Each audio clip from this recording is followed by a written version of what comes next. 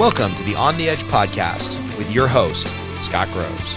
Welcome, everyone, to this episode of the Expansive CEO Podcast. I'm your host, Hannah Chapman, and I am really excited actually today to be talking to this guest. We've talked about sales before on the podcast. I talk to CEOs and entrepreneurs and people who have sales teams a lot.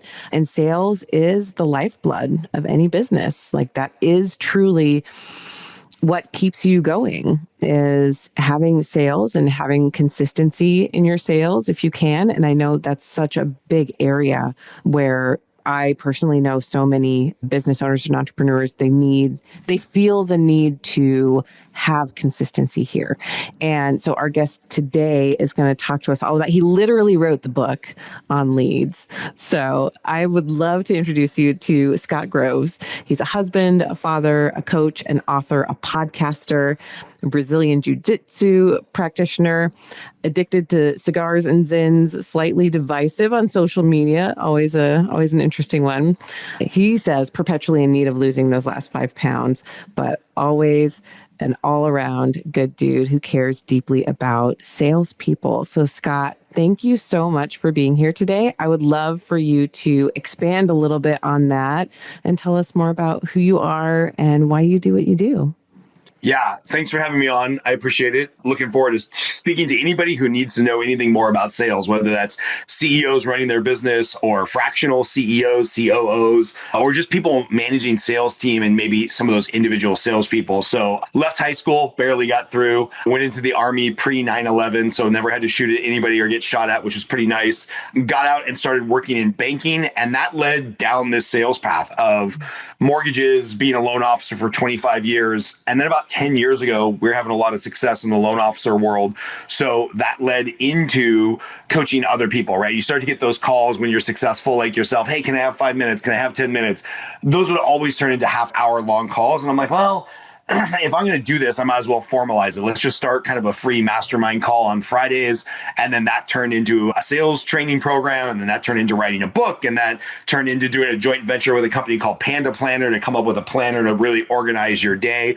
And it's just kind of been like on and on of growing through practical knowledge, formal education, being part of other mastermind groups of like, how can I serve salespeople in general? And sometimes that means coming in at the company level and training whole sales teams. Sometimes that just means training one-off for loan officers, realtors, insurance agents that are trying to merge this modern world of, yes, we need technology. Yes, I love AI. Yes, I think there's a place for the Instagram, Facebook funnel that leads to the white paper that does the thing. But at some point, the phone has to be picked up. And you have to build a relationship if you're selling anything more than a $5 product or $50 product on Instagram. At some point, the sales process has to happen. And so that's what I'm passionate about. That's what I've written a book on. And yeah, it's kind of all about just like filling the pipeline with quality leads, building those relationships, and then retaining clients and turning them into repeat clients. And that's pretty much what I specialize on. Well, everyone who listens to the podcast regularly knows that I am also a financial advisor. That's my main business, is X Squared Wealth Planning. And so to know that you were in the mortgage loan industry for, what'd you say, 20 years, 25? 25 years, yeah. 25 years. I mean, financial sales are hard. It is hard to get started. Or I will speak for myself. Like, it was hard for me.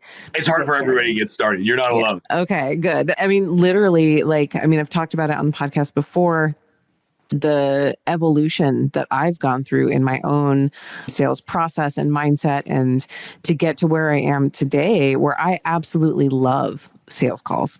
I love jumping on an exploration call with someone and really like finding out what they need and seeing if I'm a good fit. And if I'm not a good fit, then great. Like, there's someone else out there for you and someone else out there for me.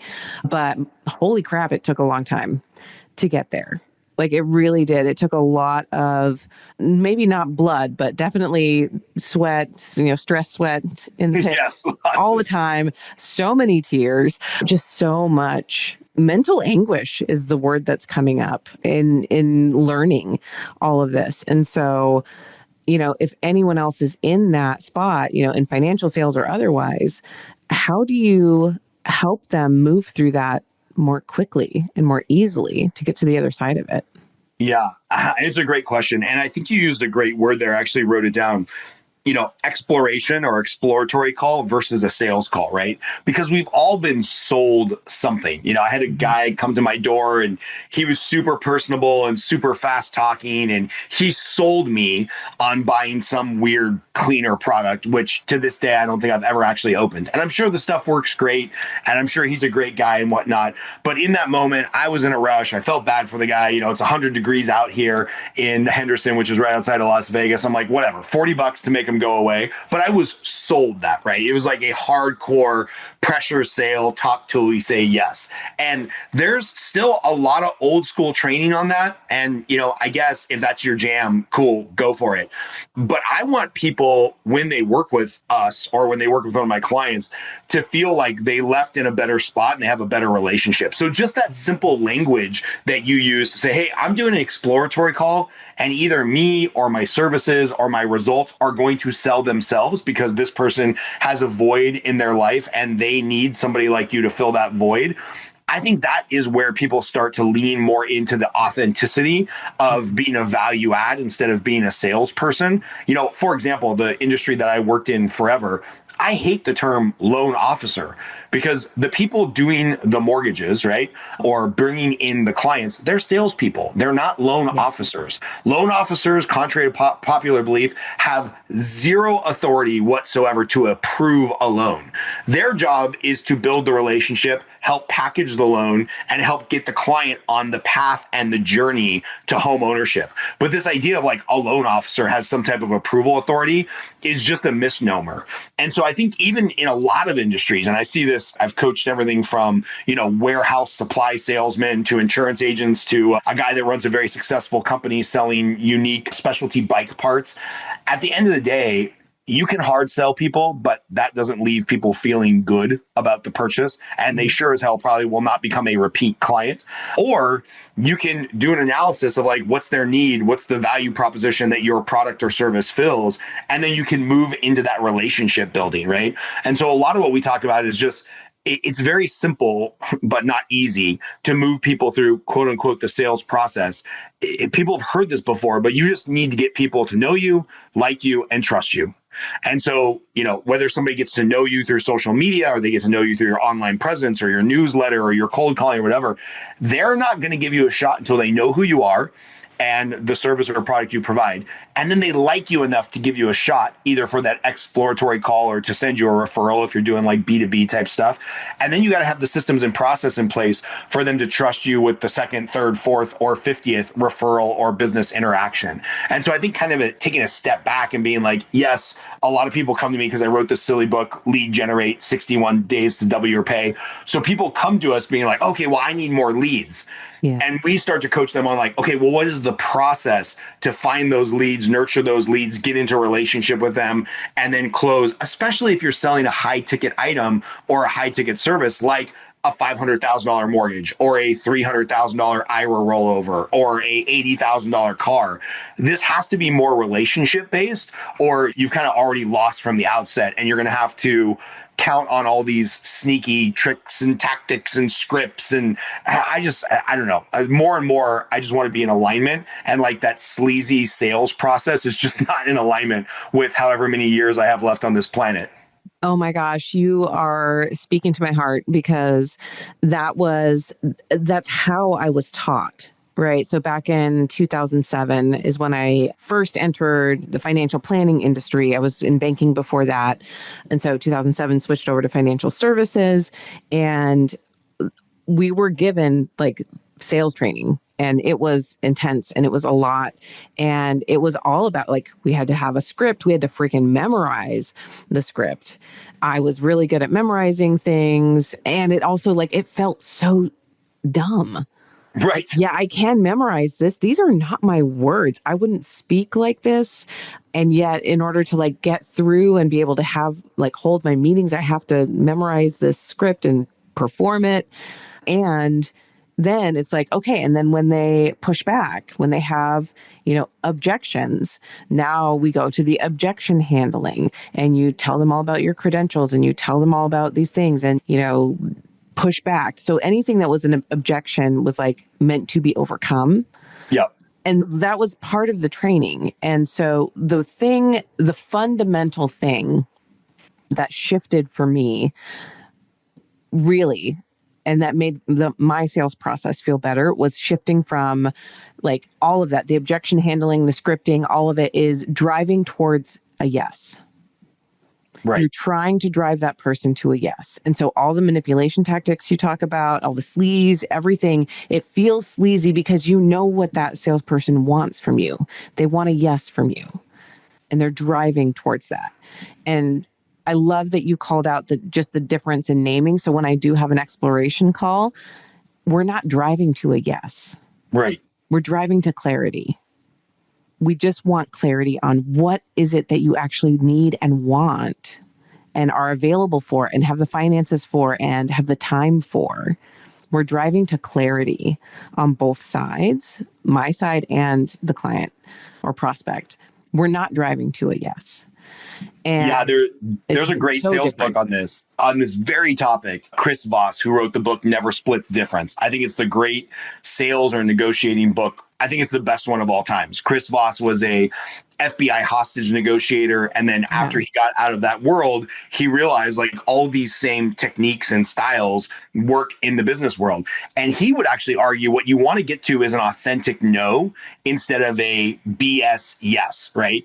Because we've all had that salesperson call us, they catch us at a moment and they're like, Scott, do you like clean water? Yes, I like clean water. Would you like your children to have clean water? Yeah, I'd love. Do you care about the environment? Yes. Would you like to donate $20 a month in perpetuity to the Clean Water Fund of Southern Nevada? It's like, no, you're trying to trick me. I hate you. Take me off your list. Don't ever call me again. Now I have become enraged and mad about clean water, which is something I should not be enraged or mad at.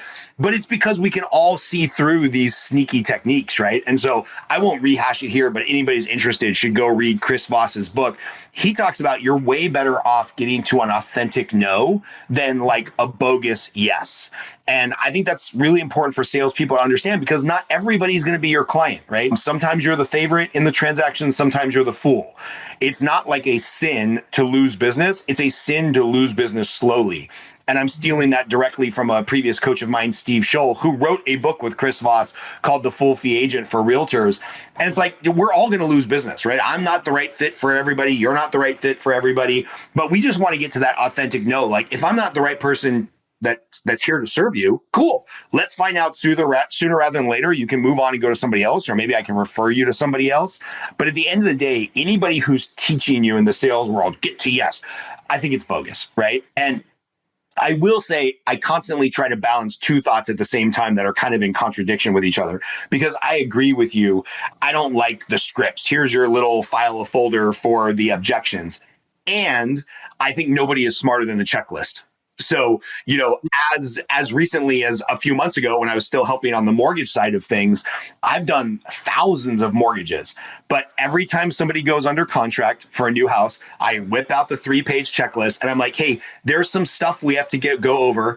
I'm going to get to all of your questions, but to set you up for success in this transaction, there's a bunch of yes, no questions I have to go over, you know, a bunch of things I need to find out about the property. So it's like, we have that checklist in our business. And when I teach sales professionals who I work with, you've got to have the checklist to make sure you cover everything that needs to be covered. But like, you have to be, you know, I can always tell when coaching clients are taking things seriously because they'll call me and maybe they're a week or a month or a decade into coaching and they're finally going to make some more sales calls. And they're like, hey, Scott, I'm going to call these 10 people a day that you talked to me about in my business vertical. What's the script? And I'm like, oh, it's super easy. All you do is you call them and you say, hey, Hannah, did I catch you at a bad time? Again, getting to an authentic no. They're going to say, no, I picked up the phone. What's up? Who's this? And then the script is you be an effing human because people want to connect to humans, right? So I don't care what you're talking about. Just be a human. Like, you're not going to go, and then we got to do this. And it's like, that stuff is so tiresome. And not only is it tiresome just as a human, it's been super played out with call centers. So we're all just immune to it, right? Just pick up the phone, figure out with an authentic no if it's a good time to talk to them, and then be a human and try to build a relationship to see if your product or service fits their needs. And that's the end of it. We overcomplicate this stuff so much. Yeah. Oh my gosh. we are living in a time where we are so heavily marketed to, just constantly, right? It's a constant barrage of marketing, from social media to, driving and seeing signage all over the place, to like everything is trying to sell to us. So our nervous systems are on alert, I think, all the time. And so, yes, when you approach someone with that intent to sell, and I think the underlying intent, the intent to get to a yes, people feel that immediately. And Absolutely. we're right. And we've got this, like you said, we've got this buffer around us now, because it's like, I have to be on guard if I don't want to spend money today.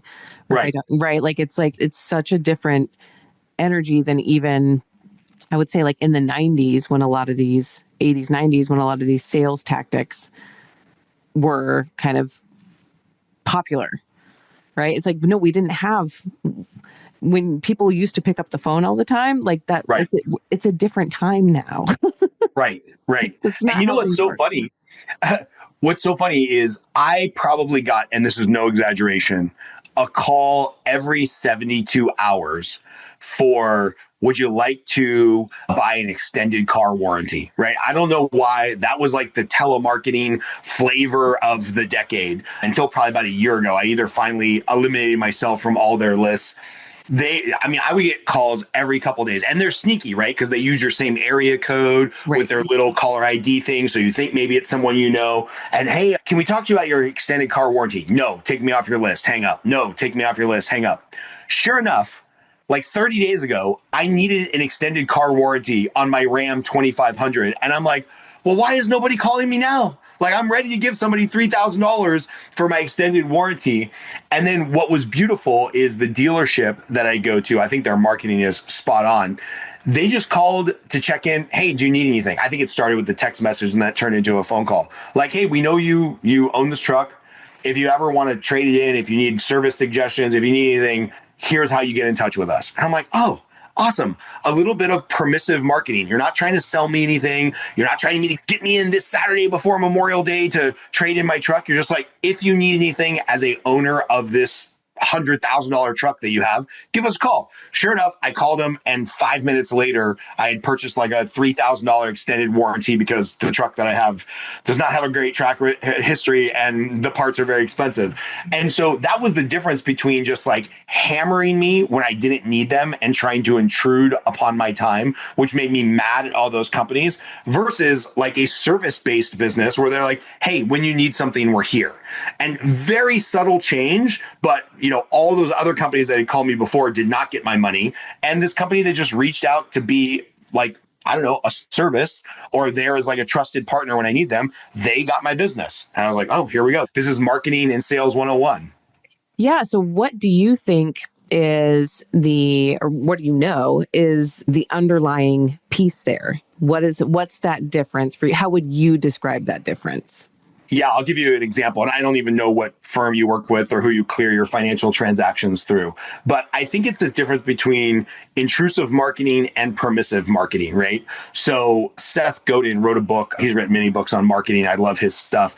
He would say, when we're constantly intruding on people, not only do we not make the sale or grow the relationship, we actually turn them off from our service or product. But if you can find a way to set up permissive marketing, then you're already leaps and bounds ahead of the person that's cold calling me. So for example, if you were thinking of going from company A, where you clear your financial transactions and advisor, to company B, you're probably happy where you're at. You're probably there for a reason. Recruiters can call you till they're blue in the face, right?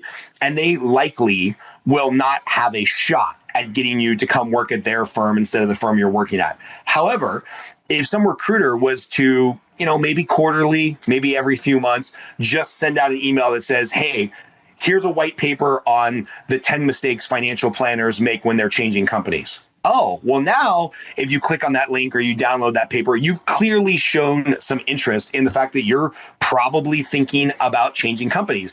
And now it would not be off-brand for company B to call you and be like, hey, Hannah, here's the deal, man. We saw you downloaded this paper, the 10 mistakes that people make on changing financial firms or whatever. Did you have any questions on that? Obviously, we would love you to come work for us, but we just want to be here as a value add, whether you work for us or not. We just want to help financial planners make good decisions. Well, now you're in conversation, you're in relationship, it's something you're interested in. That's a strategy that recruiters could use instead of just like, I haven't had numbers reporting in my name on the mortgage side for years. They still call me all the time. Hey, can I tell you about Franklin Financial? I don't even know if that's a real company. Can I tell you about Franklin? You should be doing your mortgages here. Dude, you don't know anything about me other than my name, and you don't even know my production numbers because they show under my partner's name. You're just cold calling through a list of thousands of loan officers. How can you possibly imagine working with you would be the best fit for me? But where I have changed companies in the past is like build a relationship with a senior leader. They ask me a lot of questions about what my goals are. And at some point when I'm disgruntled with my current company, they'll be like, hey, here's the 4 ways we think that we can make you happier or solve your problems. Oh, okay. This is worth a conversation. And so I think if you can just find an angle to get into that permissive marketing instead of like interruption marketing, I think you're already leaps and bounds ahead of your competitor. And then, it takes some creativity and whatnot. And I still fall victim to buying some garbage on Instagram once in a while because they had a really good ad. So there's a place for that. But I think when we're talking about selling high ticket items, people's careers, people's finances, durable goods that are very expensive, there has to be some relationship there or you're just dead in the water to begin with.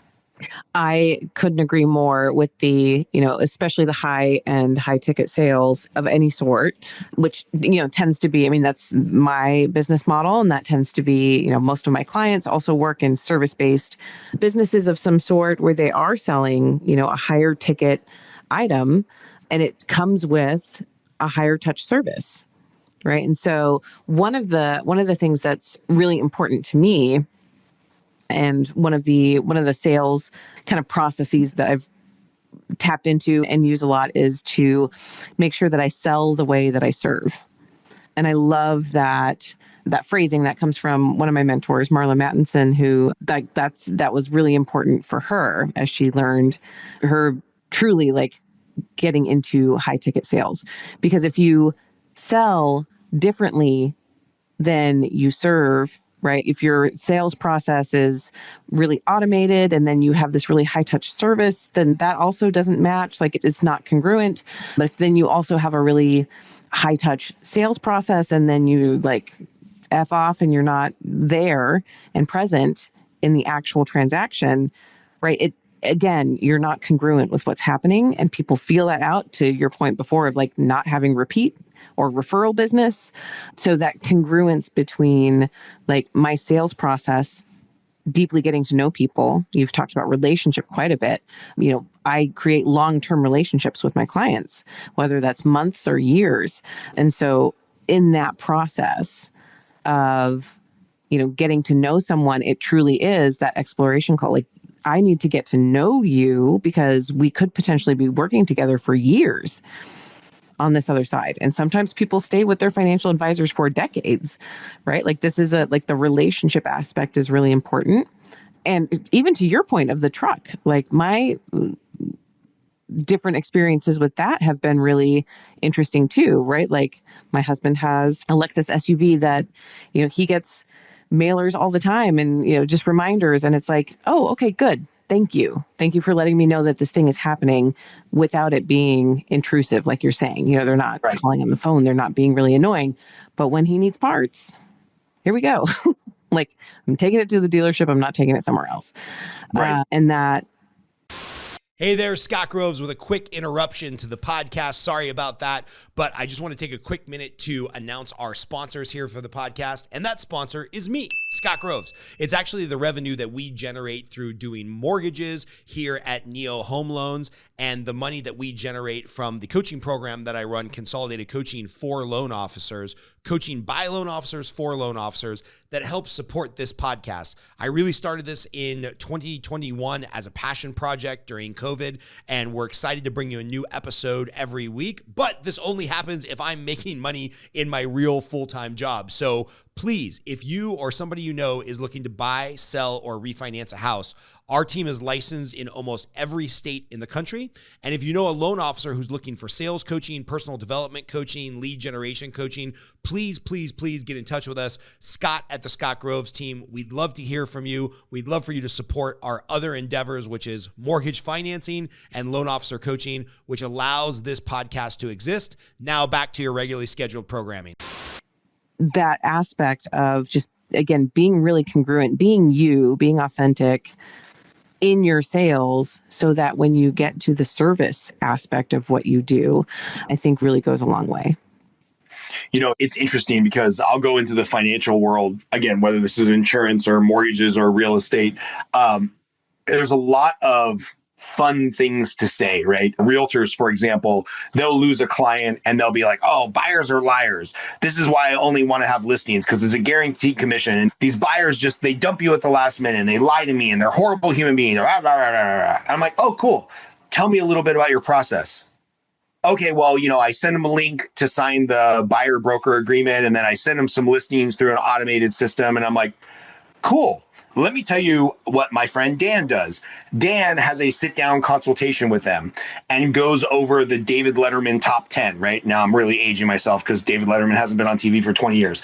But he'll go through the top 10 of like, okay, in a house, what are you looking for? Walkability, bedroom, bathroom count, can't be a condo, has to have a yard, whatever your top 10 things are. And then he'll have a very frank discussion about, hey, at the end of the day, I've had people build their own custom house and they'll get like 8 out of 10 or 7 out of 10.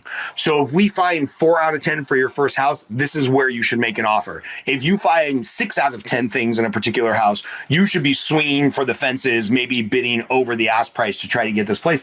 And he does like a consultation, go figure, because these people are making $1 million and sometimes multi-million-dollar purchase, right? He doesn't lose buyers because he has a relationship with them. They know that they're aligned for what they're looking at. He's given them advice on what to look at and how to conceptualize the process of buying a house. And, it's funny because other financial professionals, they want to treat their client like a robot.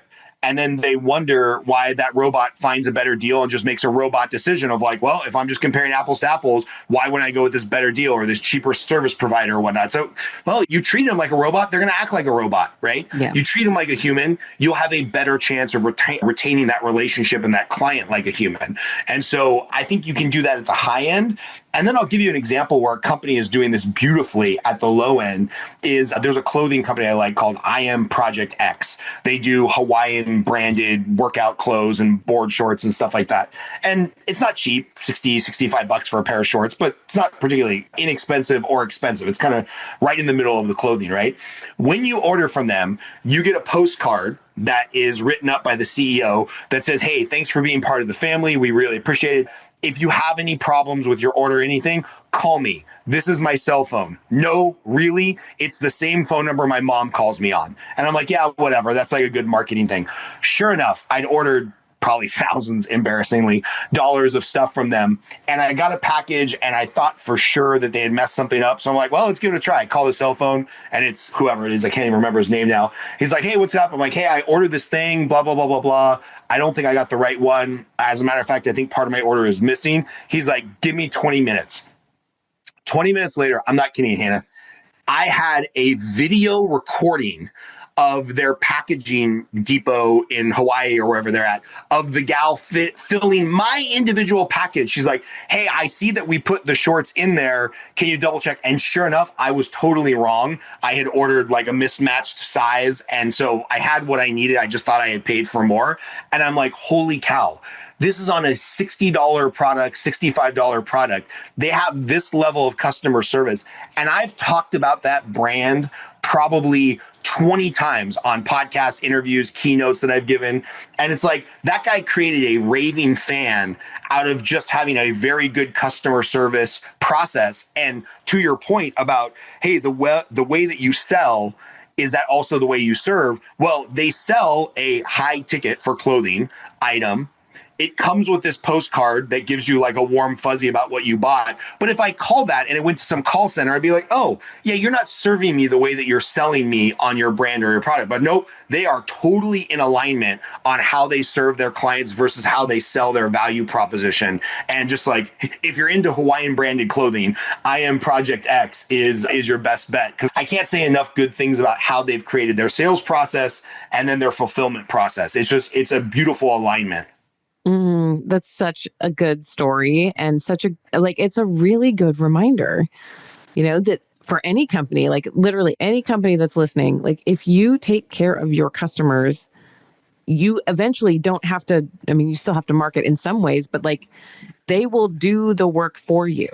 Yep. Your customers will do the work for you because you've created such an amazing experience. It's so easy to compare to crappy experiences.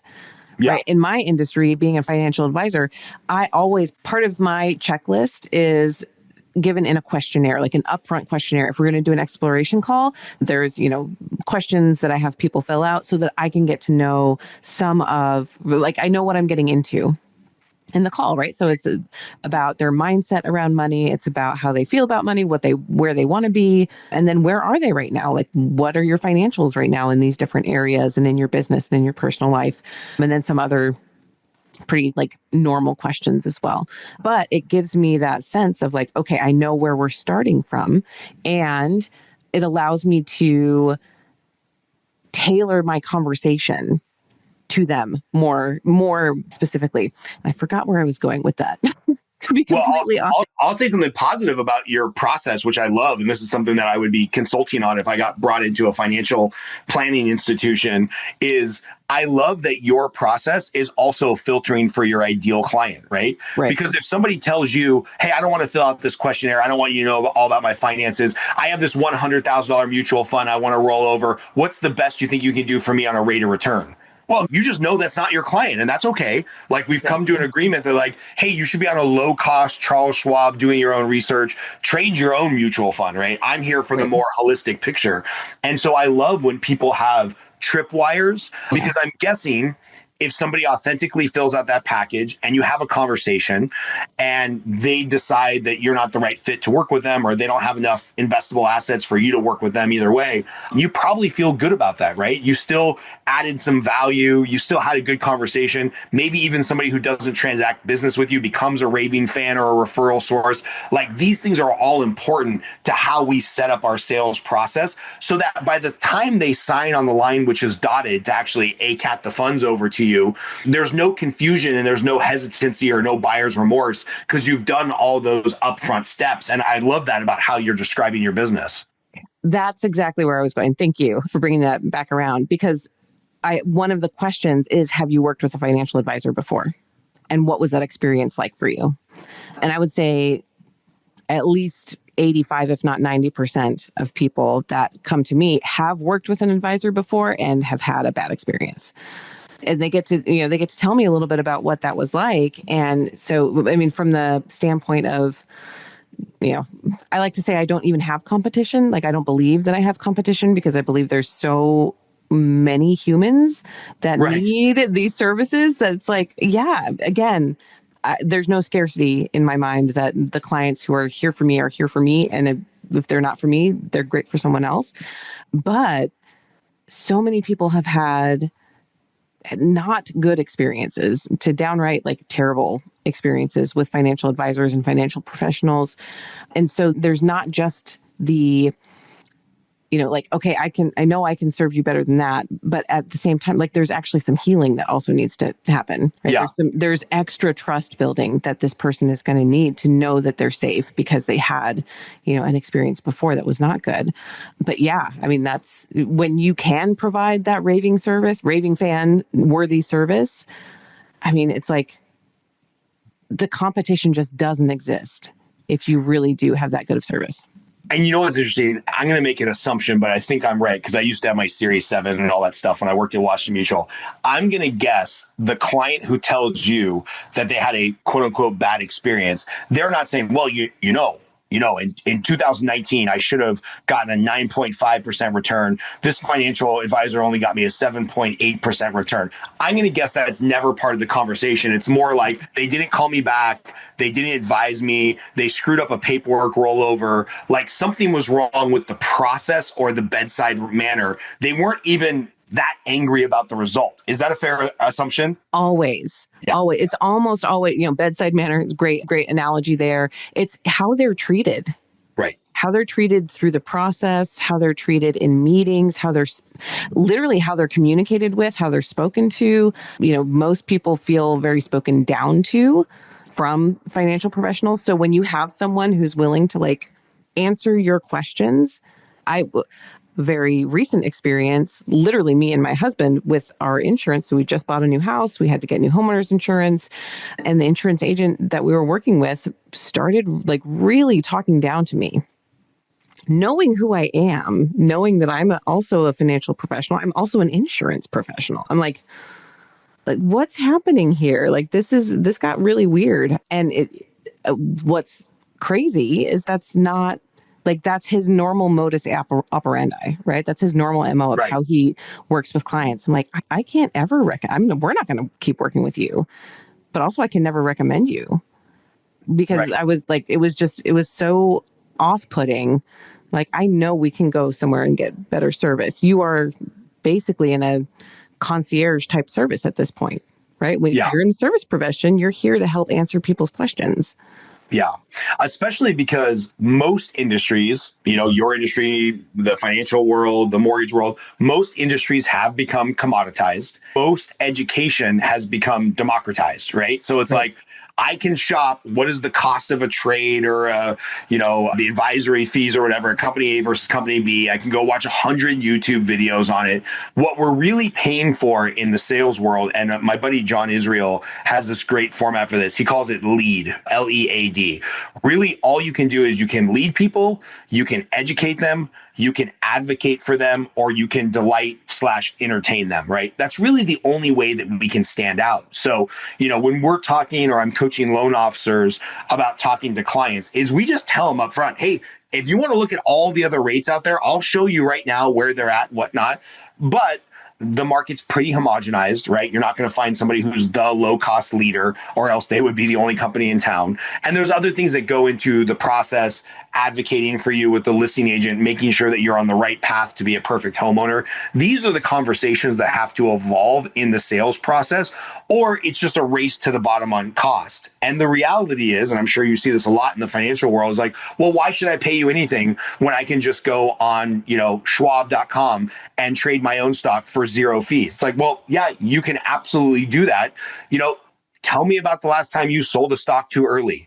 Tell me about the time that you held on to some type of investment too long. Hey, how does this work with your long-term plans of life insurance and disability insurance and whatnot? When I was still doing loans full-time, the number of people that I would talk to who had kids, multiple houses, a business, a lot of money in investments, and didn't have a trust. I'd be like, okay, I'm going to help you with the mortgage side of things, but we got to take a step back. California is a probate state, right? Do you know what happens? And I know it's hard to think of our untimely demise, but life is undefeated. We're all going to die. So let's just have that conversation. Do you know what happens right now to your kids, to your business, to your houses, to your assets? If God forbid something happens to you and your money has to go through probate, crazy Uncle Jimmy, who you hate and haven't talked to for 10 years, is going to come out of the woodwork and say that house, that money is his, right? Or he's the one that's supposed to be raising your children. That's a nightmare scenario that I have, sadly, working in the financial space for 25 years, has seen, right? And I'm sure you've seen something similar too. And so just moving into that advisory role, and then you said something about the kind of talking down to you education from the insurance agent. And in some ways, I'm like, oh, that's so embarrassing. And in some ways, I'm like, well, I kind of get it, right? Because he feels like he's got to go through his checklist of education and maybe he didn't realize what your level was. One of the questions that I like to ask people, this is one of the most powerful relationship building, relationship or potentially ending if you do it wrong, and time saving questions, is asking for permission to educate the client. Right. So it's had he started this with like, hey, Mr. and Mrs. Chapman, I don't really know your level of experience here. I don't know how many houses you've bought and sold. Like, do you mind if I kind of educate you on the insurance process? And you're like, no, I'm good. I actually have my Series 63, my insurance license. I've been doing this for a long time. We're just needing to know, like, how does your team work? And like, what can you do for me on insurance? First of all, he would have saved himself a mountain of time because he could skip all those steps. Right. And then he's showing you the respect to meet you where you're at and find out, okay, do you need the basic 101 insurance education, or can we bypass some of that and move into some more of the technical questions and how insurance is part of your overall like financial safety net? And when you start to ask those questions for permission to ask additional questions or give additional education, you just look like a superstar compared to the call center person that's like, what's the address? How much coverage do you need? Who's your loan officer? When are you closing on the transaction? It's like, okay, well, I could have done that myself on an automated form, right? Yeah. So yeah, ask that question. Is it okay to educate and then figure out where your client's at and then meet them where they're at? Yeah. Asking for permission is so, the other way I've heard that is like asking for consent. Yeah. Right? Like continuously and throughout the conversation, like not assuming that the first time that you ask permission is the only time that it needs to be. Down through the conversation, like if it comes up again, what do you know about this? How do are we okay to talk about this next topic? All of that, just giving someone the respect is what it feels like from the other side, right? Again, like just basic human decency and respect of, okay, let's see where are you on this particular piece of the process? What do you know already? What do you know already is also a good question. Like, I love that. What do you know here already? Or do you have any idea? And then they can say, oh, I really, I don't know anything. Like, I just really need your help. Or, well, I've done this and that. So I have some, idea. I've bought this kind of house, but I've never bought, a multifamily property or, that kind of thing. Oh, Right. okay. So this is like that and you can move from there. But it's always coming back to, respecting the people across from you. And then, what's a beautiful thing if you do this right, and I'm talking to the salesperson right now or the managers of a sales team, is that when you've done this correctly and you've set the table correctly, what you've done, which is imperative for growing the business, is you've earned the right to ask the current people you're working with for other referrals, right? And so a lot of financial professionals think like, well, I've got to get to the end, whatever that means, selling them the house, getting them into the mortgage, moving all their assets over. I've got to wait to get to the end to ask for a referral. And I'm constantly trying to get salespeople to reframe their mindset around this. And again, this is easy for me because I was in the mortgage world so much. So I'll just go back to this example. If somebody has sent you a mortgage application, I now know, do you owe child support? Have you been divorced before? I have your bank statements. I know whether or not you buy your lingerie at Victoria's Secrets or Walmart. Like if you've now gotten into a relationship with that person and you've done these relationship building steps much earlier in the process, you might now feel confident because you have earned the right to ask for additional referrals, right? And so one of the things that I would tell people in your world is like, okay, cool, you've done this exploratory call. You've really 90% of the way there on building the relationship. Now it's probably just some technical stuff to get them to actually move the assets over. That's a great time to say, hey, is there anybody else in your world that could benefit from having this type of conversation?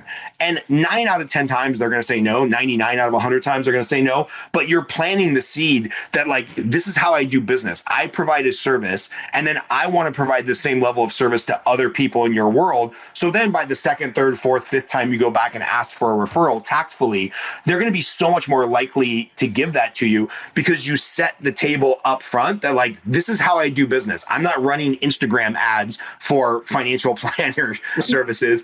I count on people like you to refer other people like you. And of course, all of our conversations, because I have a fiduciary responsibility, will stay private, as will it stay private with anybody you refer over to me. But like, I would just like to help more people like you, right? And what you're doing is you're like edifying the client. Like, you're good enough for me to work with. What other good people do you know that I could also work with? And it's just this virtuous cycle when you start to get in like the relationship business instead of just the sales process. Oh, yeah. And the other thing that really tags right along with that is that if you are asking the people that, one, you really click with, that you really like, your ideal client, if you get those in the door and then you give them a knock your socks off experience and say, hey, is there anyone else, anyone else that would benefit from this same service? I would love to help other people like you. You're literally doing the thing of creating the business that works for you, right? In so much as you're replicating your ideal client. And that's, I mean, for me, that's such a huge aspect. One of the reasons why I created my own firm and left the bigger broker dealer that I was with was that I wanted to build a business that felt good to my heart, that I feel fully invested in and fully aligned with. And so that means getting to work with clients that I love. I truly love my clients. Like when I think about my book of business, I am just like in so much gratitude for the people that have trusted me to work with them and for the people who've trusted me for a really long time. And it's just like, I get to keep replicating that. When they send me referrals, they're like, oh, this is my best friend and they're awesome and you'll love them. And sure enough, they're awesome and I love them. It's like, why would I do anything else? This is exactly what I hoped for. Yeah, I love that. Excuse me. I'm a little under the weather today. You use one of my favorite words, which is alignment, right? And I think we'll use the car dealership example. Car dealerships are so out of alignment because car salesmen sell a product that they know if they let you off the lot, you're like 90% likely to buy somewhere else. I've read some of the stats on this. Like if you walk on the lot and they don't close you the first time you're there, chances are you're going to go buy another brand or from another dealership. Conversely, where dealerships really make their money is on the service side of the house with the extended warranties and the oil changes and all that stuff. So you want to talk about being out of alignment. Like the slimiest people I've ever met are selling the product of a car. And some of the most genuine salespeople I've ever met are selling the service of the car because one's a product and one's a service. And it's just like, it's so out of whack where like, I get butterflies in my stomach if I go drop off my car for service because I know Hector is going to be awesome. He's going to walk me through everything I need to know. But God forbid I got to stay on property for an hour. Like I always just take an Uber home and come back and pick up my car because like I don't want to be on the lot and assaulted by the slimy product salespeople, right? And I would love an opportunity, if there's anybody listening to this who owns a car dealership, to figure out how we could change that dynamic. Because I think if they could bring a little bit more of the service salesperson acumen into the product sales of the car, it would just be such a better experience. But I don't know if that's an industry that's ever going to be saved. I don't know. Maybe if you put it out there into the universe, we'll see. And speaking of that, I would love for you to share, if people want to learn more about you, if they have a sales team or they want that sales coaching, like to be a more authentic version of themselves and get those leads in the door in the way that actually, again, is in full alignment with who they are and what they do. How do they get a hold of you? Where can they find you? Yeah, so on all the socials, Facebook, Instagram, LinkedIn, all that stuff, I'm /Scott L. Groves. L as in loser or lover, depending on what you think of me. You can either love me or think I'm a loser, but it's Scott L. Groves on all the social or just Scott at Scott Groves Team. Again, I did write this book on lead generation, which is relevant. And there is a process to generating more leads, which is really just showing up and doing the work. But what's funny is a lot of people that get into our coaching program, they come for the leads because they read the book. And then we realize, oh, there's a problem under the problem.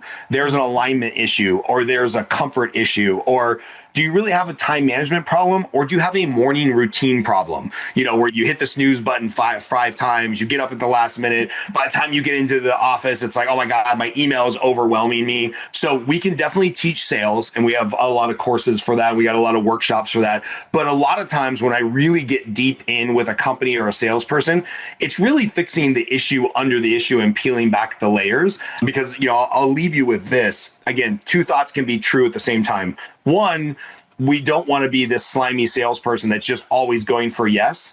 And there should be no shame around being a salesperson, because until you sell me on your financial services, I can't benefit from what you have to offer. So we got to keep these two thoughts front and center all the time of like, don't fall into the drive for yes, slimy techniques. And there is nothing shameful about being a salesperson, because nothing good happens until a product or service is sold to the right person.